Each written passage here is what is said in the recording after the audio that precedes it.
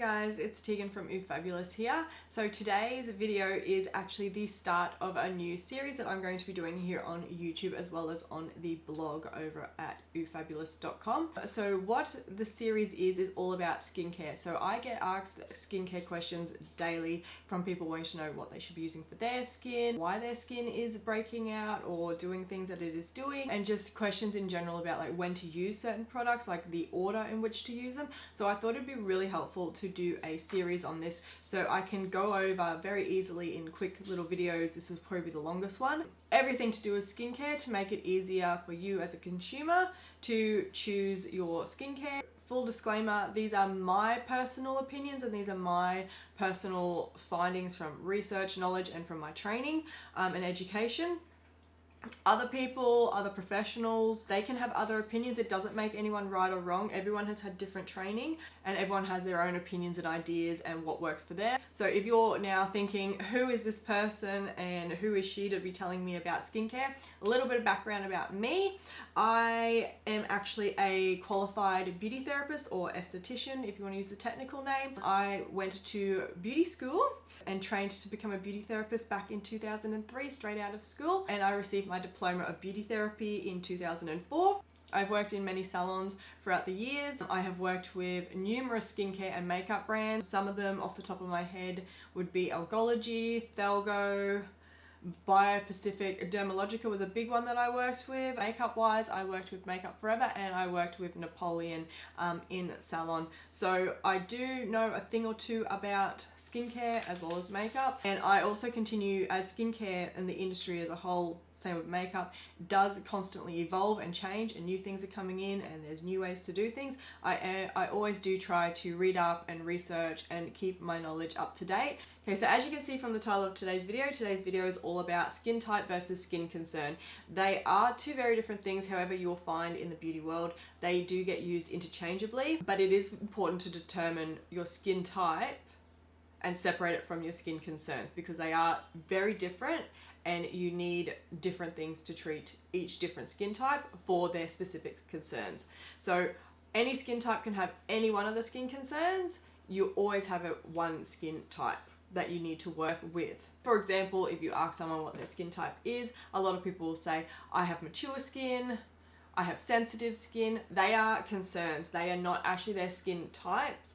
So they are conditions of the skin that you are capable of treating. A skin type is what their skin actually is, and they have a concern of mature aging skin. It's treated very differently depending on your skin type, which is why it is so important to know your skin type.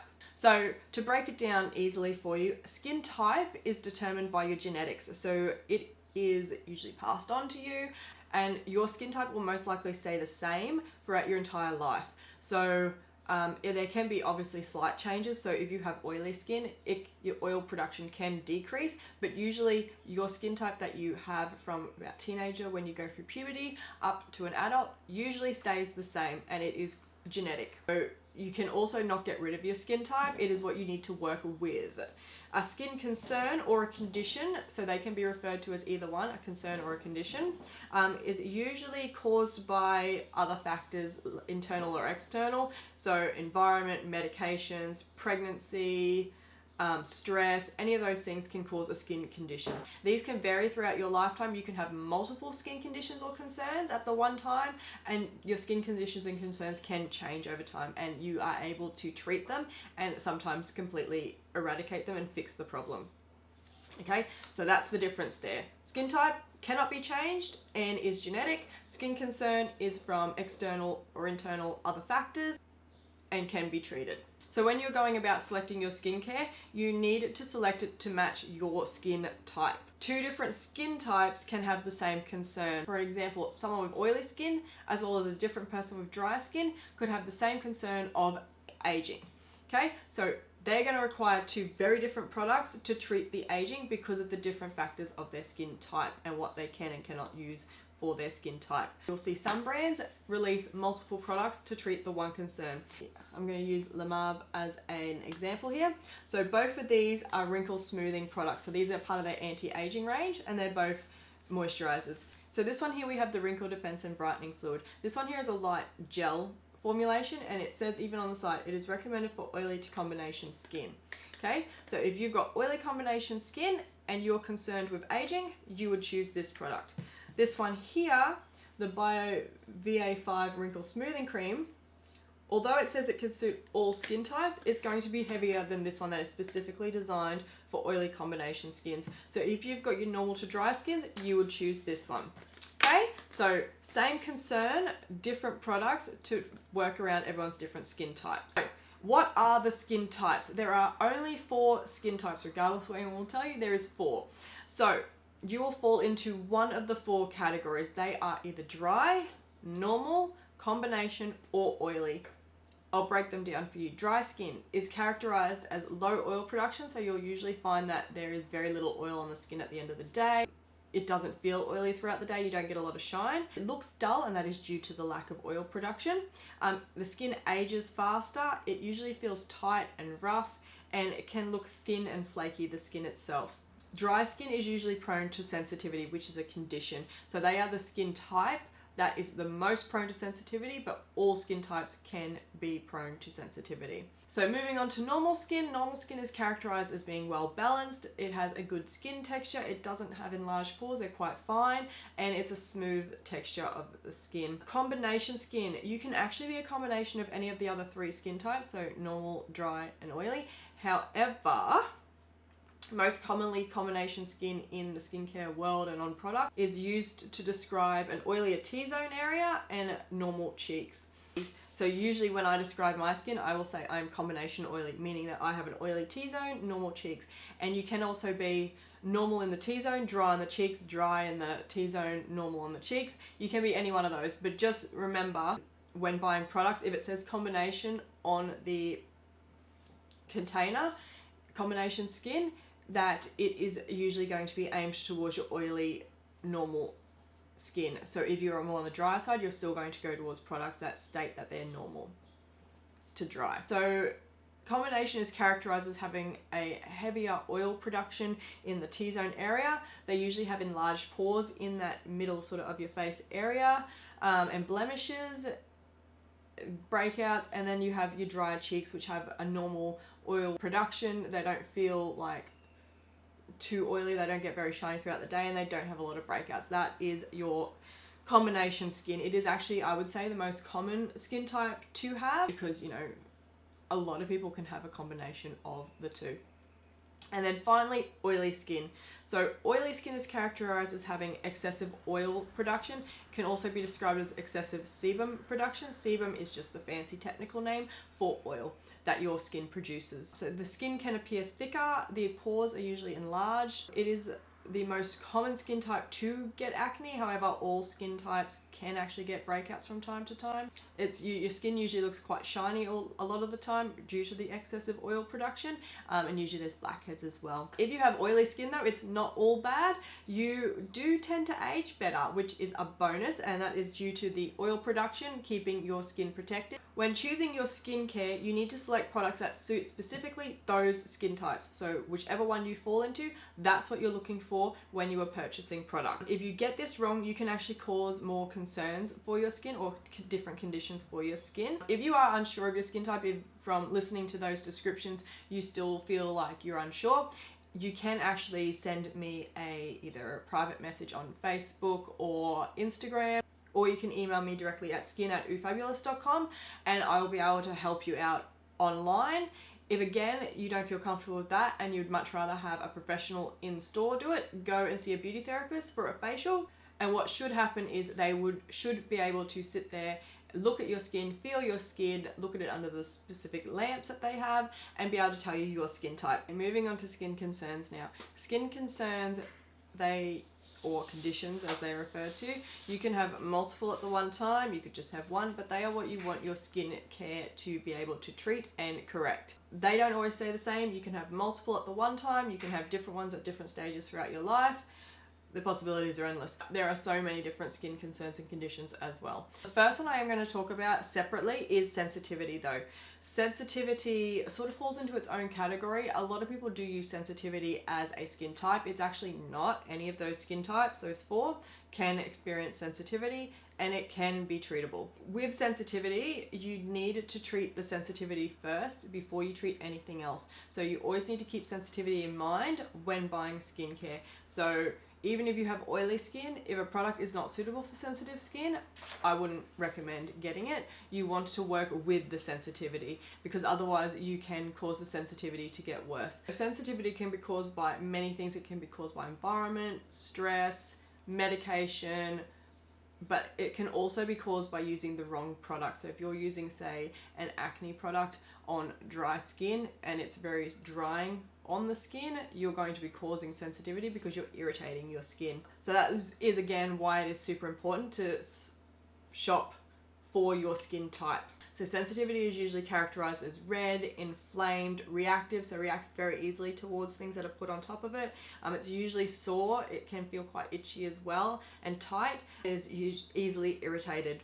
So when you have sensitivity on the skin, you really need to make sure that you are shopping to cater towards the sensitivity, because you do not want to make that worse, and that is the most important thing to be treating. So moving on to the other skin concerns or conditions that you could have. There are so many. I'm not going to be going over all of them, and I'm not going to be going over these in depth. I will do separate videos for each one and what products work for those skins later on. These are the most common skin concerns that you'll usually see listed on skincare products. So dehydration would have to be the most common, and I personally believe that every adult has some form of dehydration, which is why I spruik hyaluronic acid so much, because it helps to treat dehydration. So it can range dehydration from mild to severe, and it is actually a lack of moisture in the skin as opposed to dry skin. A lot of times they get used interchangeably, and people can get confused between dry skin and dehydrated skin. Dry skin is a type, dehydrated skin is a condition which is treatable. So dry skin is a lack of oil production in the skin. Dehydrated skin is a lack of moisture in the skin. It's very, very different things. And the reason why I get so confused is a lot of the characteristics of dry skin are very similar to the characteristics of dehydrated skin, which is why there's a bit of confusion there, but they are actually 2 very different things. So you can have dry skin as well as dehydration, just like you can have oily skin as well as dehydration, but you can't have dry and oily skin.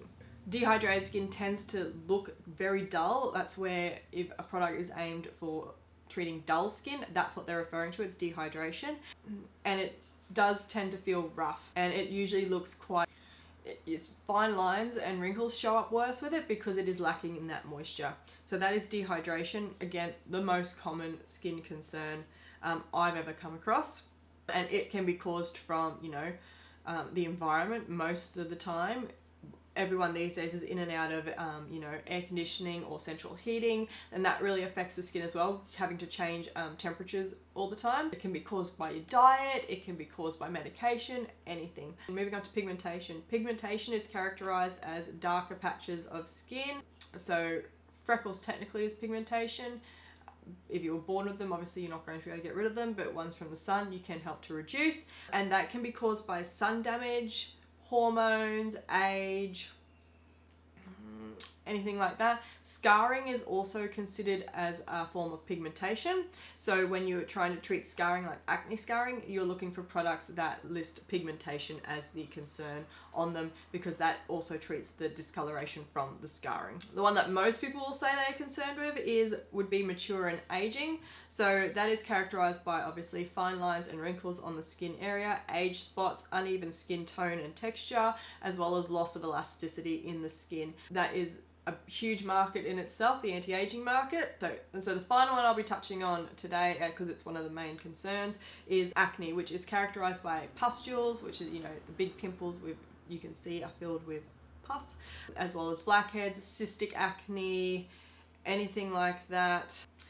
They can be very inflamed and irritated, so they can be very red, and that is again where treating sensitivity comes in handy, because you can help to calm it down by using products designed for sensitive skin.